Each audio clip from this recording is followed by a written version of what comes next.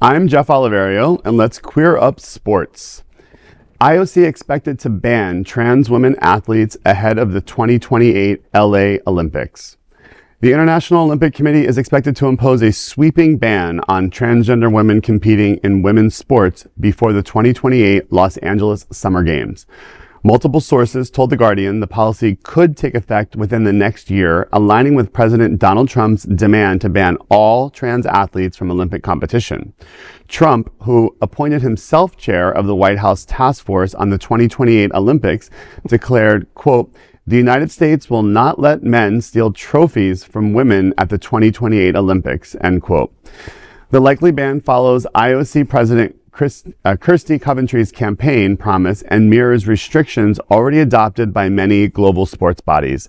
Trans civil rights lawyer Alejandra Caraballo warned, quote, "What an IOC gender testing policy will do is wreak havoc on intersex women. They will be disqualified and have their entire lives upended."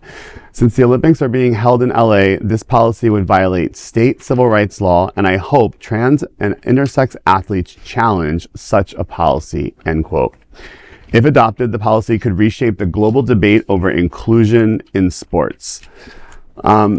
Just to point out the obvious, the first part of the story is that President Trump, they don't give out trophies at the Olympics, they give out medals. But just want to point that out because maybe he hasn't been paying attention, because surely he could never have been in the Olympics competing against men or women or any other version of humans that might compete in a sport.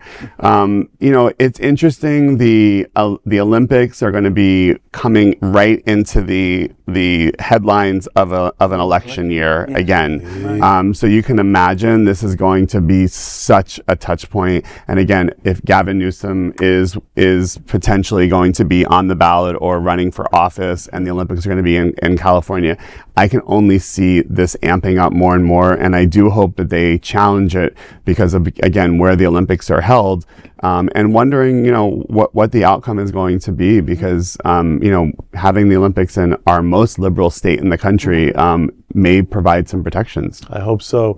It's funny to me that he says that he's not going to let people steal these non-existent trophies. Do you remember when he literally in Europe stole somebody's medal? Like he's just going down the line shaking hands and just took some dude's medal and it's mine now. Like people were aghast. They couldn't believe it. We're not going to let him steal the prize. He has literally stolen somebody's prize. So every accusation is a confession, I'm telling you.